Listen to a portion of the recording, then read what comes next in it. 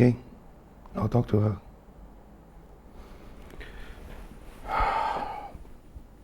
Look, I did wait. And you told me you do high res. I waited for you. But when the time came, you refused to do 1696 kilohertz. She was ready and she was waiting. She had a supportive family. She was bigger. She had another port I could access. And I could get a handle on her. But you look a little different. So, what is it? You did something to your hair? No? Is it the color? No. Look, if you're not going to talk, I'm going to walk.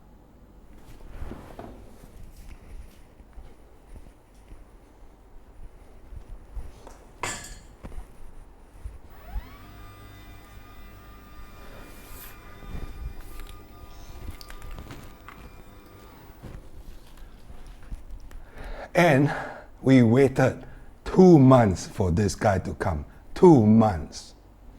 Today is the 8th of July. I thought I could get this on the 8th of June, but no, I had to wait 2 months. The darling of Sonos family is back and she looks different, except I can't tell what the difference is. Now, I've not done an unboxing video for the speakers on this channel before because I've always wanted to play around a little bit first before I share my thoughts about any of the speakers that I review. But today, I'll make an exception. While waiting for this guy to arrive, I've planned out a few videos to do with the Sonos Fives and I've gathered feedback from my viewers and patrons on Patreon. Speaking of which, I'd like to thank my new patrons, John Robinson Jr., Mario Lance, and Paramjit Singh Bala, for their support on my Patreon account. If my videos here have brought some value to you, I would like you to consider contributing to my coffee fund on Patreon account, which I'll link below in the video description. So in my upcoming video plans for August 2020, I've lined up videos covering a few topics involving the Sonos Fives. I'll be pairing the Sonos Fives to form a full stereo setup. I'll be adding a sub to the Sonos 5 pairs to test out the most potent stereo setup that you can get from Sonos today. I will also be covering how the Sonos Fives perform in a surround sound setup and whether it makes sense to put these expensive speakers as surround when a Play One or a Sonos One will actually do the job quite well. I will also be pairing up the Fives with a Sonos Arc and a Sub-Gen 3, testing out the most expensive and the most powerful home theater combination in Sonos lineup available today. I will also be comparing the Sonos Fives with the competition in the form of the DeVillet Phantom reactors in a stereo pair setup. I also like to line up a test between the Sonos Fives and the Blue Sound Pulse 2i, the most serious threat that Sonos is facing today. Yes, that white beauty sitting next to me at the beginning of the video. So, if you're keen in these videos, make sure you hit the subscribe button and ring the notification bell so that you can get first-hand access to the most comprehensive wireless audio review channel on YouTube. Sorry to have kept talking. Sonos made me wait for 2 months. I was guessing you don't mind me talking for another 5 minutes. Now, let's get to the unboxing. For the Sonos 5, you don't need any cutters to unbox this guy. There are 2 plastic clamps to the side of the box. So all you need to do is to lift up. I've not unboxed this before, it's brand new, we're going through this together. All you need to do is to remove the tape on both sides, slide this part off, and lift. There you go. You can see that the styrofoam that's being used inside is those high density type, not those cheap ones that will actually flick off and mess up your entire place. Now, putting the cover aside, you'll find that the Sonos 5 is wrapped up in fabric. Okay, and there's a sticker with 5 sealing this piece of cloth. Okay, Let me remove the speaker from the box. Okay. Let's put it aside. You will find a small box container at the base of the box. If you open it up, let's see what you get. You will get, welcome. Let's open this up. There are two booklets. One is a quick start guide, and the other is a important product information. I don't think you'll need to refer to this ever. There are probably like 10 languages inside. Most of Sonos documentation is online, so if you need to know how to operate it, all you need to do is to go to sonos.com. The quick start guide is here. There are a few languages. Okay, the graphics. Oh, look at this. 3 steps. Okay, 1, 2, 3. Let's see what it says. First, connect the power cord.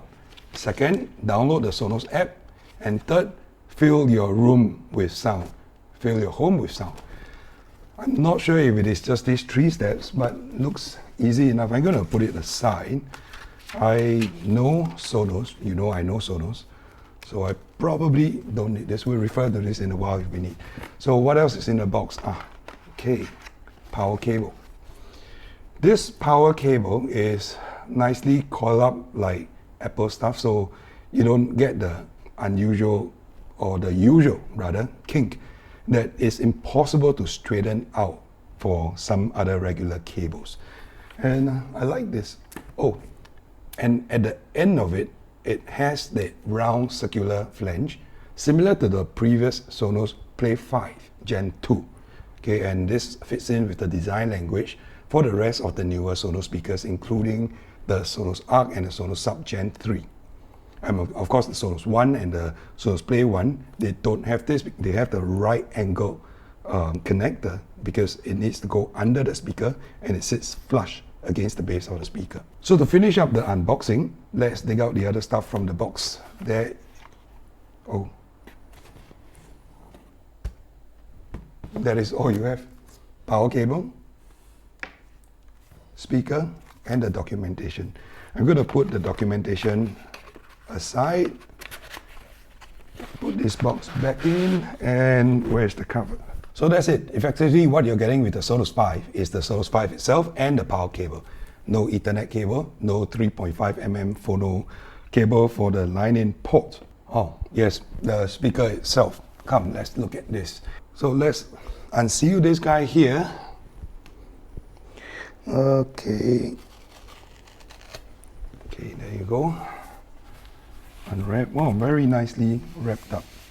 Okay, and there you have it. The all-new 2020 Sonos Fives. Once it's out in the open, you'll be hard-pressed to tell any difference between this and the previous Play 5 Gen 2. Oh, possibly the only giveaway is the Sonos logo. Now it's a little bit blacked out and it won't be so obvious as the previous white on the black grille. So if you opt for the Sonos 5 in white, the difference is more stark as the grille is now color matched to the entire speaker color. Previously, if you had chosen the white, you will still be getting a black grille. Today, if you get the white Sonos 5s, it will have a white grille. And the Sonos logo is also in white, so it doesn't really stand out that much at all. Now, other than that, even the rubber feet shape and this at the bottom is exactly the same as the previous Sonos Play 5 Gen 2. Now, if we turn to the back, look at the ports. You will also find that the ports are similar.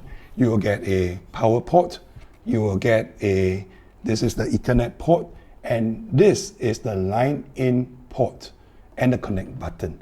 The other differences that Sonos mentioned are all internal. There's an enhanced connectivity for the wireless networking capabilities. CPU power and memory have also been increased. But like I've mentioned in my video for the Sonos Sub Gen 3, it is not something that you can appreciate readily and immediately. After all, the Play 5 Gen 2 is also being supported on the Sonos S2 platform. But if you're coming from the first generation of the Play 5s, then the differences are quite major. First of all, the Sonos Play 5 Gen 1 is no longer being supported on the S2 platform. So if you wanted to pair them up with the Sonos Arc or the Sub Gen 3, you won't be able to do it because those machines also require the S2 platform. The original Play 5 Gen 1 can only be operated on the S1 platform. Introduced 11 years ago in 2009 as the Zone Player S5, that speaker featured 2 tweeters and 3 woofers, with the center woofer looking like a long throw woofer and slightly different from the ones flanking it to the left and the right. The tweeters are also located to the side and pointing forward. The Play 5 Gen 1 overall size is also a lot smaller than this guy and is 5 pounds lighter. The last obvious difference is the fact that it is actually a ported design. The newer Gen 2 and the Fives are of a sealed design type, and I felt that the bass response is a little bit smoother and more even than the original Play 5s. So if you're coming from a Gen 1 Sonos Play 5, you'll be getting quite a bit of an upgrade and performance increase. The sound will be completely different, and it is going to be almost better in every way, every aspect on the newest Sonos Five. But if you're coming from the Gen 2 of the Play 5s, then I wouldn't say that you'll be doing it at all today actually. In fact, there's nothing that the Sonos Fives can do that the Gen 2 of the Play 5s cannot do. Literally, the only reason why you'll be moving from the Gen 2 of the Sonos Play 5 to the Sonos Fives is that maybe you wanted a white grille with a white speaker, or you absolutely must have this Sonos logo become more discreet and blacked out against the grille. Okay, I'm going to record a video, or rather a screen capture of the setup process. So we'll set up the Sonos Five using the quick start guide. Now this speaker is new out of the box. Now let's see if we can get it started as easily as they make it sound. And because I already have the Sonos S2 app installed, I wouldn't have to download it. So I have to go to the setup and add a new product. It prompts you to plug in the speaker power cord, which I did. It will search for the new speaker, and when it is found, it will ask if that's the new speaker that you want to set up. So confirm it, and it will request that you push the connect button at the back of the speaker. The connection process will take a while, and when it's all done, it will ask if you want to add in a new room or to set it up as a surround speaker. That's another story for another video, but for now, let's select setup as a new room. I like to name my rooms as the name of the speaker that is being connected, and when the step is done, it will register the product followed by TruePlay speaker tuning if you are on an iOS device.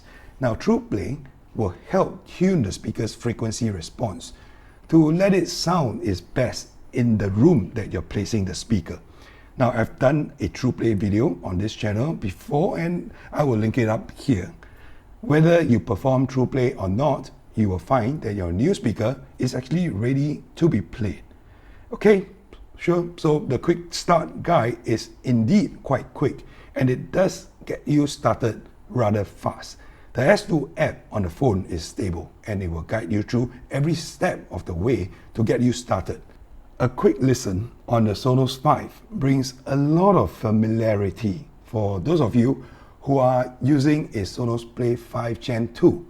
But for those of you who are not familiar with the Sonos Play 5 Gen 2, let me tell you what you're missing: the soundstage and the bass. So right now, I'm testing it out on one speaker. Usually, I find one speaker enclosure to be kind of limiting in terms of sound staging. You cannot get a wide enough soundstage regardless of the magic that they put inside the speaker. It is physics, and you can't get what 2 speakers can do with just one. When I say soundstage here, I don't mean to say that you can get the correct soundstage, which is also wide. But it is a soundstage that you might not believe that is coming from just one speaker of this size. Now, if you can cue a track with a lot of channel separation, you'll find that the sound is coming slightly from beyond the cabinet itself. It's got something to do with the aggressively angled tweeter throwing out the sound to the sides of this Sonos Five. The next thing you will notice is the bass. The first time I heard the bass come out of a Sonos Play 5 was in a store in a couple of years ago. It shocked me that so much bass was coming from a speaker of this size. Okay, the Play Fives and the Sonos Fives are not small by any measure, but it falls within the dimension of an average bookshelf speakers. And I dare say that today you cannot get any amp and bookshelf speaker pairing costing $500 that will deliver the amount of bass coming out of this Sonos Five. It goes deep and delivers it loud. I won't have the time in today's video to measure the frequency response and the power draw of the Sonos Fives, but I'll do that over the next couple of videos in the month of August. Now, in essence, the Sonos Five is one of Sonos' greatest speakers. It is still one of the greatest. I highly recommend anyone who is into music to take a closer look at this guy and evaluate it against the other options that you may have. It is a $500 streamer with speaker and amp all built into one enclosure. I cannot think of another $500 alternative that might sound this good. Well, yes, you could spend more money for better sound, but how much more and how much better? And this guy has a line-in input, which you could just add in a turntable and you could have a very respectable sound setup for your vinyl collection. So, thanks for joining me in my talk with the 2020 Sonos Five. As I've mentioned earlier in my video, I've lined up quite a few more videos going in depth into the Sonos Fives, including setting them up in pairs. Here. Yep, so I've got two of them. And I will also be testing them in surround configuration. If you have enjoyed today's video, do leave a thumbs up so that you can share it with more viewers. And if you are not yet subscribed, do hit the subscribe button and get ready for a very exciting August with more videos lined up for the Sonos Fives. I'll see you in my next... Whoa! Where did you come from? What? You're ready to challenge this guy? Because? Because you can do 69... Because you can do 96 kilohertz high res audio, you say? Okay. Oh, and because you let me use both holes, both inputs. Can we say both inputs? Both holes sounds wrong. And okay, the line in and the headphone out. Oh, and Bluetooth. Okay. Okay. Because you let me use both holes. Which host? Okay, let's edit it out later. Gosh. I'll see you in my next video.